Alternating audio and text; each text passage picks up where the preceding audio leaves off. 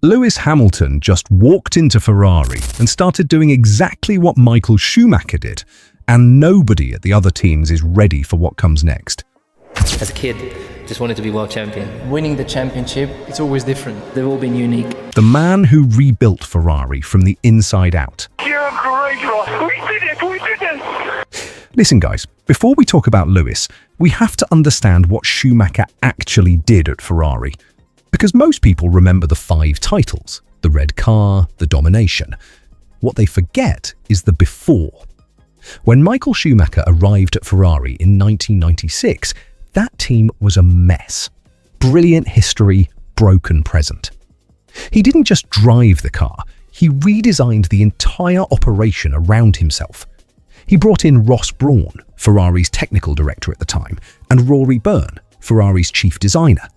He pushed for structural changes that most drivers wouldn't even know to ask for.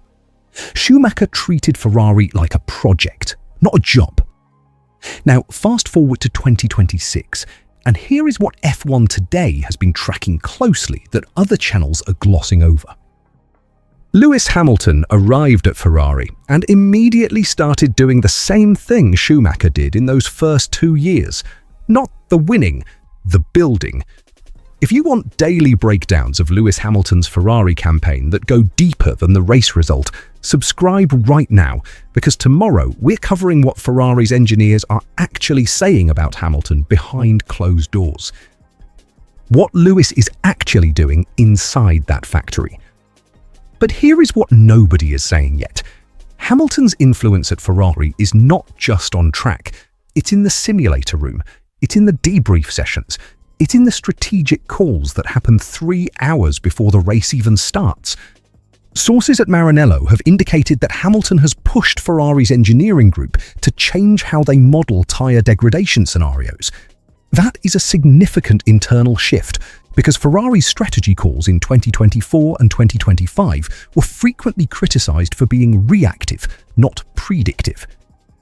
Lewis Hamilton brings 7 world championships worth of pattern recognition to those conversations, and Fred Vasseur, Ferrari team principal, didn't bring Hamilton to Maranello to be a passenger. He brought him to reshape how this team thinks. But that was just the start, because the Schumacher comparison runs even deeper when you look at what both drivers did with the fan base. Schumacher made Ferrari a global religion. That sounds dramatic. It isn't. In the late 1990s and early 2000s, Ferrari merchandise was outselling every other team combined. Schumacher created fans in countries that had no previous connection to Formula One. Lewis Hamilton does something different, but potentially more powerful. He brings communities into F1 that never felt like F1 was for them. His audience is diverse, global, younger, and digitally native in a way that Schumacher's era simply couldn't access. When Lewis Hamilton puts on a Ferrari suit, Ferrari doesn't just gain a driver. They gain access to an audience of hundreds of millions of people who follow Lewis specifically. And here is where the story turns completely.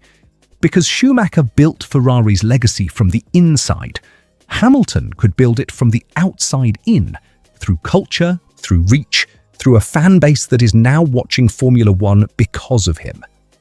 He's a very talented driver. Not of a surprise he's that successful. 3 ways this ends, and only one matches Schumacher. So here's the real question. Can Lewis actually become another Schumacher for Ferrari? Let me give you 3 scenarios, and I want you to think about which one you believe. Scenario 1. The legacy match. Lewis wins 1 more championship at Ferrari. Just 1. That equals 8 titles, and he becomes the greatest driver in the sport's history in a red car. That is the Schumacher parallel completed. Not 5 titles, just 1 at the right team. Scenario 2. The architect without the title. Lewis doesn't win a championship at Ferrari, but he transforms the team's technical culture so completely that the driver who comes after him wins with the infrastructure Lewis built. That is actually what Schumacher did in years 1 and 2 before the titles came. Scenario 3. The complicated legacy. Hamilton's time at Ferrari produces strong results, but no title. and the comparison to Schumacher becomes a burden instead of a blueprint. The narrative shifts from inspiration to what might have been. Right now, based on what we're seeing through the first phase of the 2026 season, Scenario 1 and Scenario 2 are both live. Scenario 3 is the one Ferrari and Hamilton are both working to eliminate. The one thing Schumacher never had that Lewis does. Here's your takeaway. Michael Schumacher rebuilt Ferrari with precision, obsession, and a tunnel vision focus that produced 5 consecutive titles. Lewis Hamilton is doing the same rebuild, but with something Schumacher never had. A story the entire world is already watching. Schumacher created the Ferrari story. Hamilton arrived inside one that was already global. That might be the biggest advantage of all. So here's what I want you to answer in the comments below. Who had the harder job?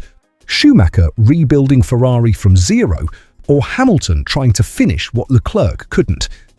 If this gave you a new angle on what Lewis Hamilton is actually building at Ferrari, you want to be here tomorrow, because we're going inside Ferrari's engineering department to cover what Hamilton's team is really saying about the 2026 car development direction. That one drops tomorrow. Don't miss it.